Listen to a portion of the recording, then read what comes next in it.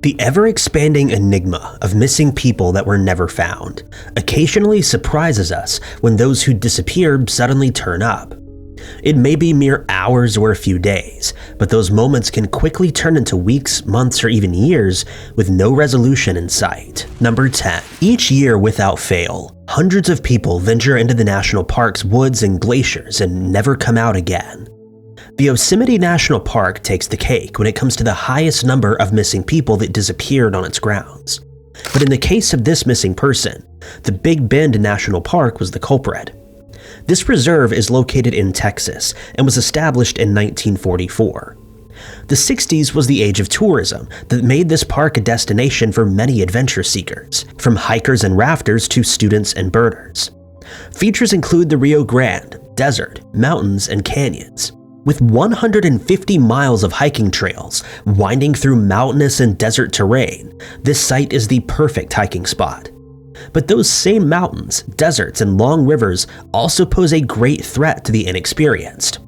One such adventure seeker was Christy Perry, a 25-year-old from Texas. Christy had traveled from Houston and picked up a rental car from Midland. While she hadn't discussed her itinerary with anyone, it was known that this was a planned vacation. It's uncertain as to how long the trip was supposed to last, but when she failed to return from the Big Bend National Park, her family quickly reported her missing. A missing person report was filed, and immediate efforts to find the woman commenced. The search would introduce helicopters and land personnel to scour the sea.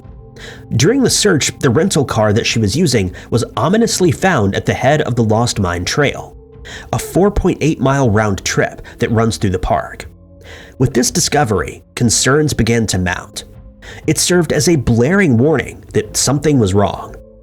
The trail would take 3 lengthy hours to complete. It was 3 hours in which anything could happen, since the park is nestled within mountain lion and black bear territory with steep drop-offs and sweltering desert heat. The route was said to wind steeply through the woodlands of the Chizos Mountains. The Lost Mine Trail would be temporarily closed off as search efforts were underway.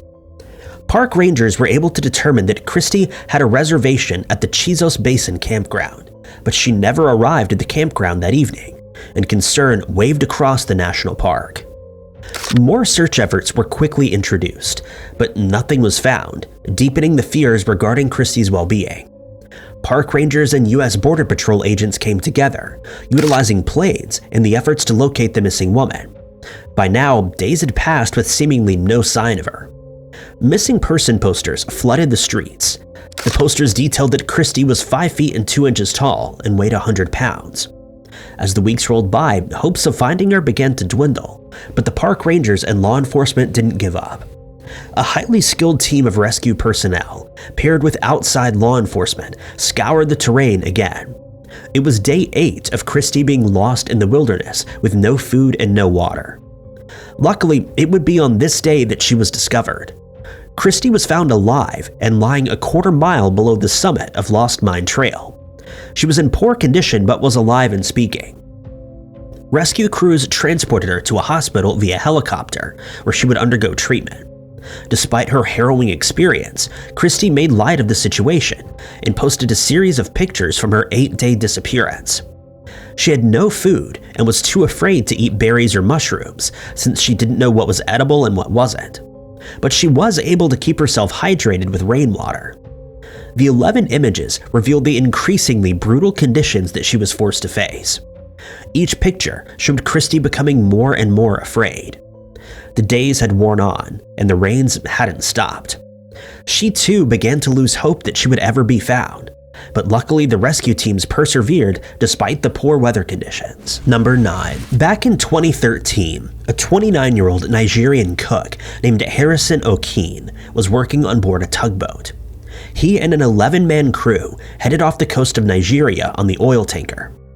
As they drew further out into the Atlantic Ocean, about 32 kilometers from shore, tragedy would strike. A freak wave smacked against the sides of the boat, turning the vessel upside down and forcing it to capsize. It was around 5 in the morning, and Harrison was on the toilet, which was now hovering above him.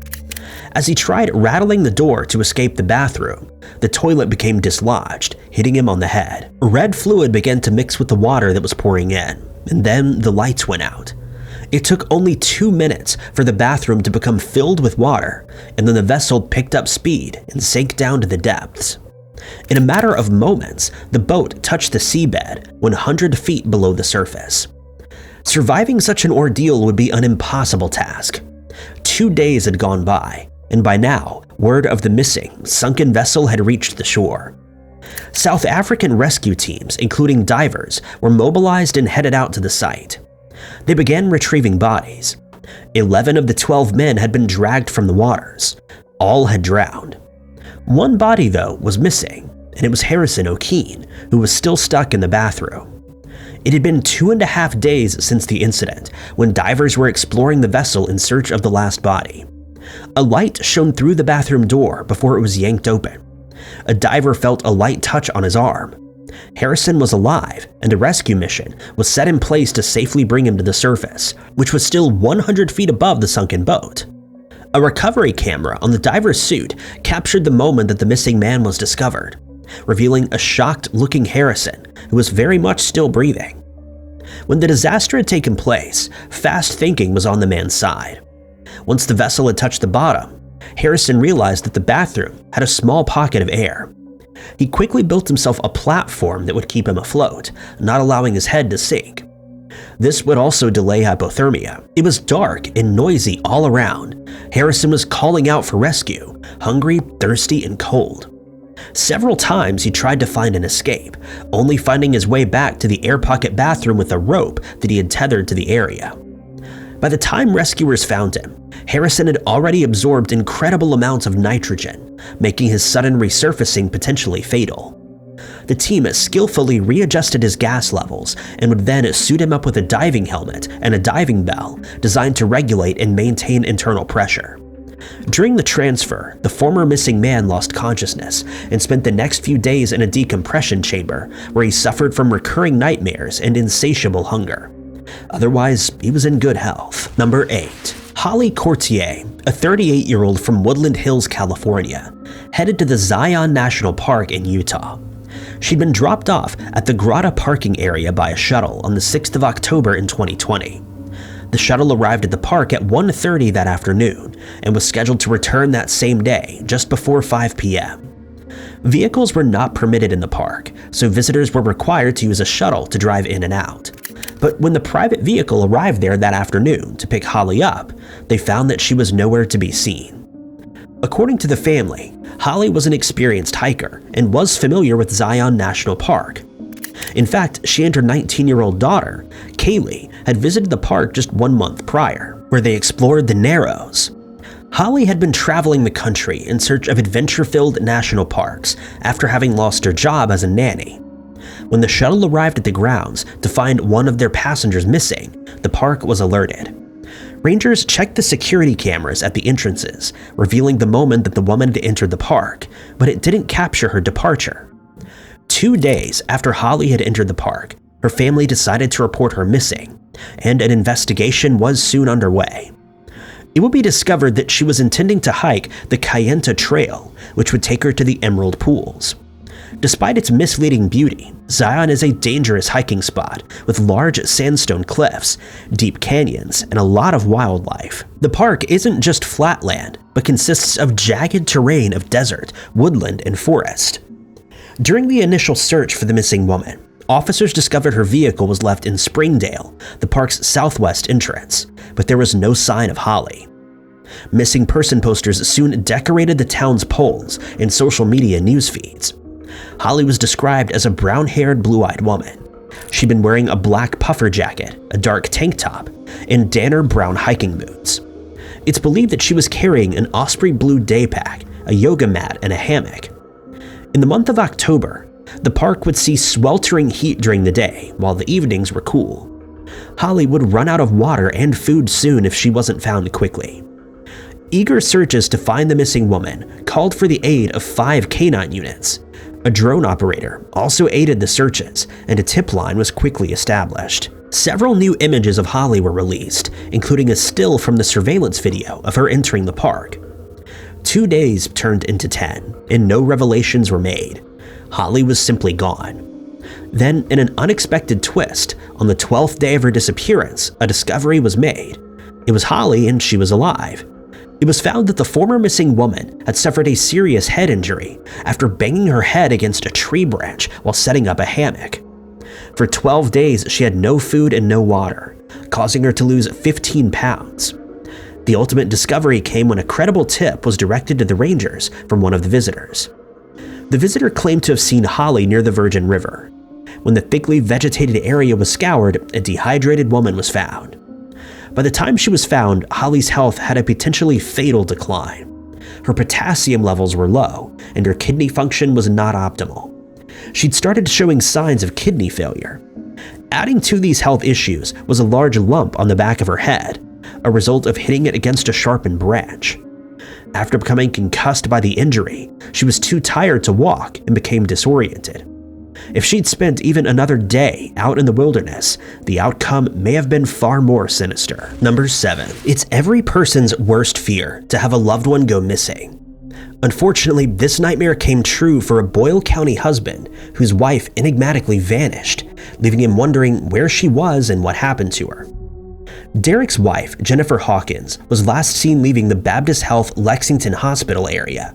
She was wearing blue scrubs, but Derek was uncertain as to why she was there. Initially, he thought she may have returned to the hospital following a surgery that she had done just a week prior. She had contracted an infection that brought on some serious spasms. The woman's husband believed her infection may have taken her back to the hospital, but he couldn't be certain. Jennifer is a nurse who works night shifts at the Federal Prison Medical Center located in Lexington.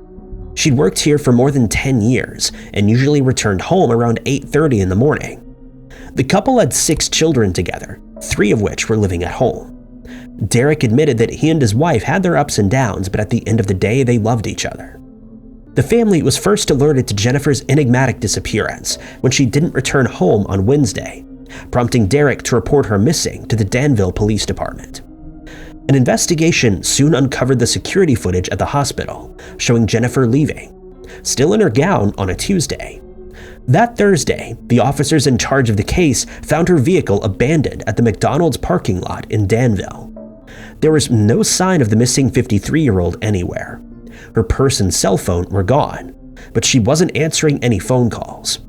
All attempts to establish contact were sent straight to the caller via voicemail. An investigation was underway, and Derek was also doing his part. He phoned his wife's workplace in search of answers.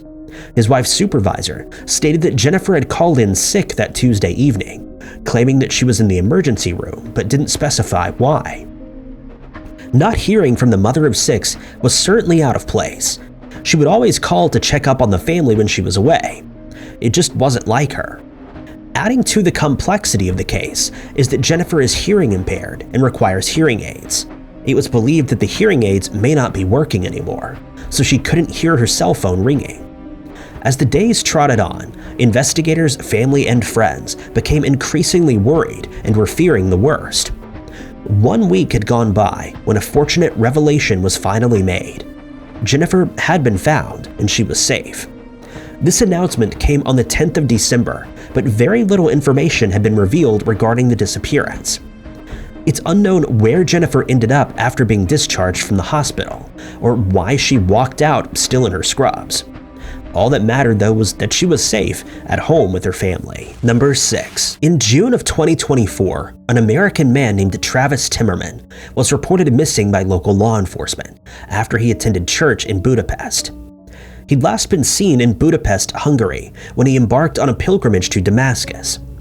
The disappearance of Travis wasn't widely known, despite appeals from family and friends.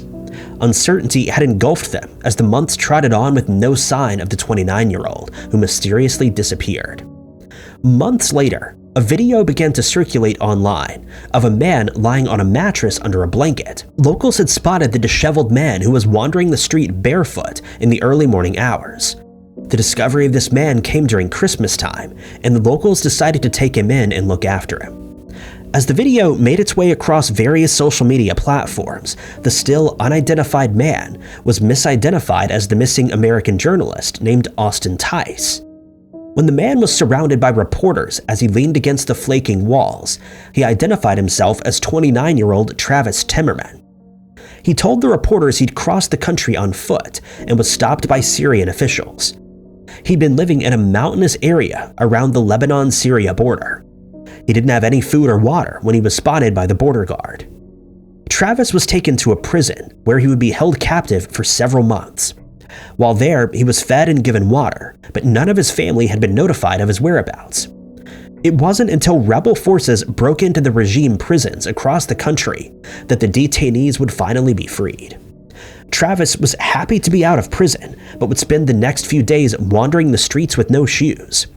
He would sleep outside or in an abandoned house until he was found by a local farmer who offered him water. That local had circulated the video online, which ultimately led to Travis being identified. Number 5. The Big Bend National Park makes its way onto the list a second time. Its desert terrain and sweltering heat are key features in yet another untimely disappearance. 59-year-old marketing executive Jeff Hahn and his 25-year-old daughter Harper decided to embark on quite the adventure at the park amid that summer's record-breaking heat. The Texas hiker headed out to the Big Bend National Park with the intention of hiking 90 minutes out and then another 90 minutes back.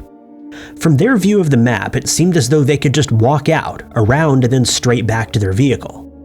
Unfortunately, what happened was far more complex than that. Harper and her father became lost during the hike, and Jeff began experiencing some serious leg cramps. The intended 3-hour excursion now turned to 8, and the duo found themselves without water. Jeff couldn't walk very far without needing to sit down for a break. With not a blade of grass or a tree in sight, the decision was made for Harper to go on ahead and look for help. Described as an athletic woman, she left her father and pressed on in search of aid. Eventually, she came across Superintendent Nathaniel Gold. She told him of the predicament, and they headed off back to the rocky outcropping where Jeff would be waiting.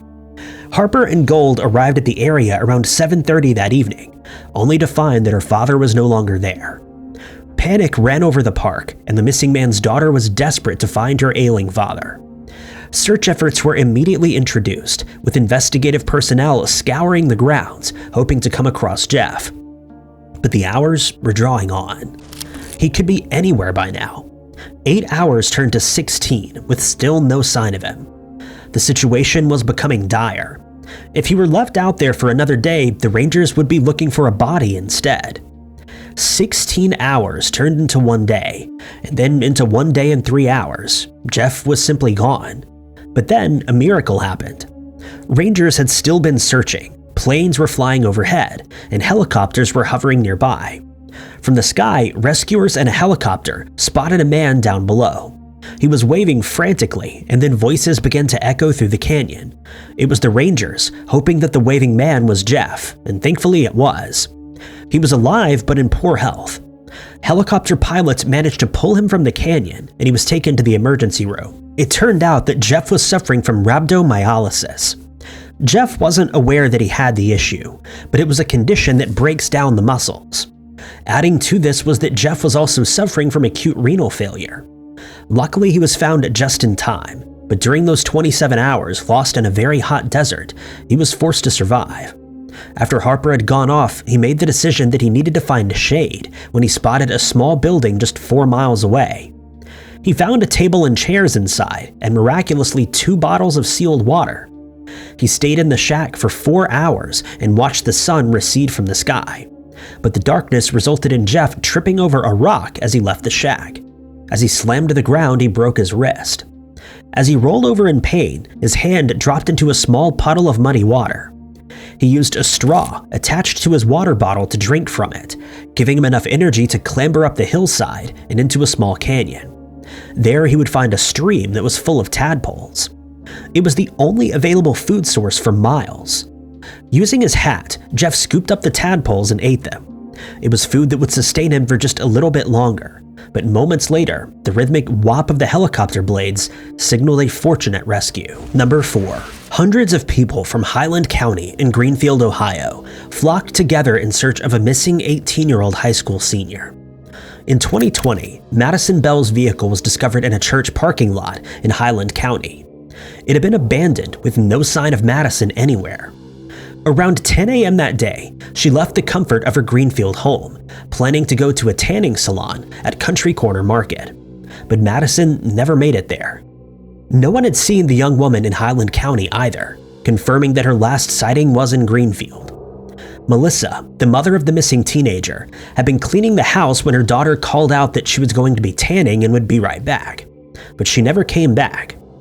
Melissa maintained that she could always trust her daughter to go to the salon and come straight back.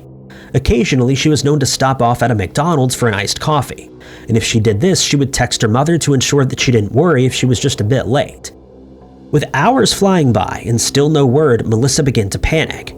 Something felt wrong. When the missing woman's boyfriend got word of the disappearance, he too tried to reach out to her. When all attempts to make contact with her failed, Melissa tried tracking her phone. Strangely, it was pinging between the tanning salon and the church nearby. The boyfriend headed there, thinking that Madison may have gotten into a car accident, but when he reached the area and spotted her car parked neatly by the Good Shepherd Church, he realized that this may not be the case. The vehicle was discovered unlocked with the keys in the ignition, and Madison's phone on the driver's seat. She would never leave her phone behind, and soon more concerns began to flood in. Melissa began to wonder if her daughter had parked the car herself or if someone else was driving it. As the investigation began to unfold, police would receive a strange tip. A church employee claimed to have seen a man in the parking lot that morning too. He was driving a white car with a California license plate. The man was believed to be in his 20s or early 30s, with light-colored hair. He and his vehicle were seen on security footage too. The Ross County Sheriff's Office, Greenfield Police, and Ohio Bureau of Criminal Investigation joined with the Highland County Sheriff's Office to search for Madison. Amid ground searches, authorities also made use of drones to scour the surrounding areas. The community, classmates, teachers, strangers, family, and friends all came together. It wasn't until days later, though, that a revelation would finally be made. The 18-year-old had been found safe, and it was determined that she'd left of her own free will. According to a sheriff, the young woman had left to start a new life and was allegedly with a person of interest. It wasn't confirmed if this person of interest was the unidentified man seen in the security footage, though. Madison later made a statement explaining that she'd left her family and her live-in boyfriend to start a new life in another state. She claimed she was being forced into a relationship with her boyfriend and no longer wanted to be with him. It hasn't been established whether the mother and daughter reunited or if Madison continues to live her independent life in a different state. Number 3. Kenny Deland Jr., an American college student, was reported missing in November of 2022. At the time, Kenny was studying abroad in France when he shared a picture on Facebook. It showed that he was at the Nikola Tesla airport during a stop in Serbia. The student was traveling around Europe while on a break from his courses. According to his father, he was planning on visiting Italy. On the 27th of November, Kenny made contact with his mother, Carol Law, and his father. They chatted on WhatsApp, where he stated that he was staying with a French host. Little did they know that this would be the last time that they would hear from their son for quite some time. The following day, Kenny attended classes as usual, and according to his classmates, he appeared normal and in good spirits. The day after this, though, Kenny never returned to his host family. The university officials quickly filed a missing person report with French officers. His parents were notified, and the search for the missing student was on. On the 29th of November, Kenny hadn't attended classes and hadn't been seen by his host family.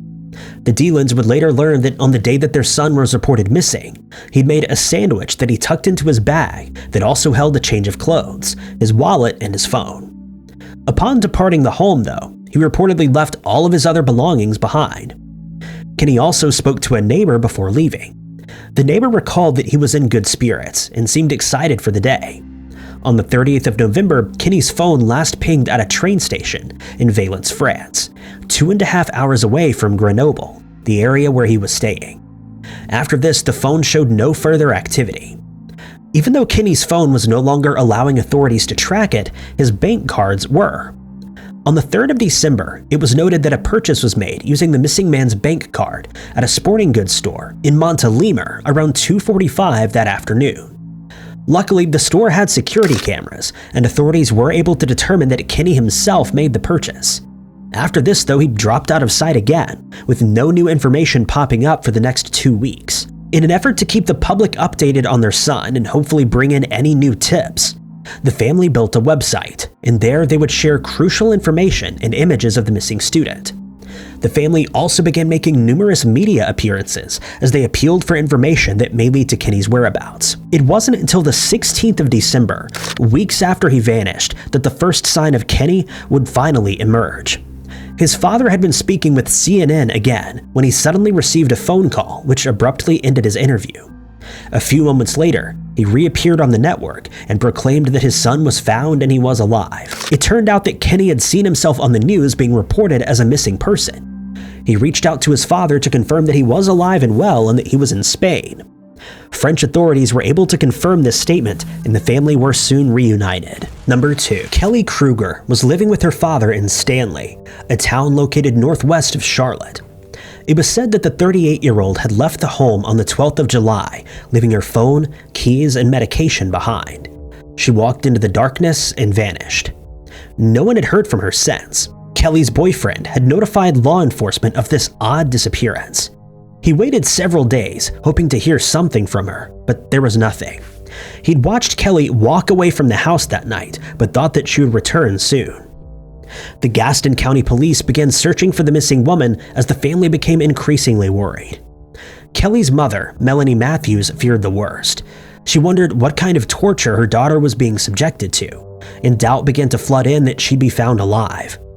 Melanie further revealed that Kelly was suffering from anxiety and ADHD, both of which required medication that was left behind. She never went anywhere without the medication, leaving her to believe that her daughter was the victim of homicide. It didn't take long for basic descriptions of the missing woman to be publicized, as the police appealed to the public for any information. Kelly was last seen wearing a dark Simply Southern t-shirt, black Nike gym shorts, pink Crocs, and a baseball hat. The first week had gone by with no tips coming through. No one had seen her. Then on the 20th of July, over a week later, the Gaston County Police found her. It was around 10:30 in the morning that Kelly was discovered, alive but in poor condition. She was taken to a hospital for evaluation. While authorities didn't release further information on Kelly's disappearance and discovery, the family did. Through social media updates, they explained that the missing woman had been discovered by the South Fork River, claiming that she was in terrible condition but alive. It was also determined that she was suffering from sudden amnesia.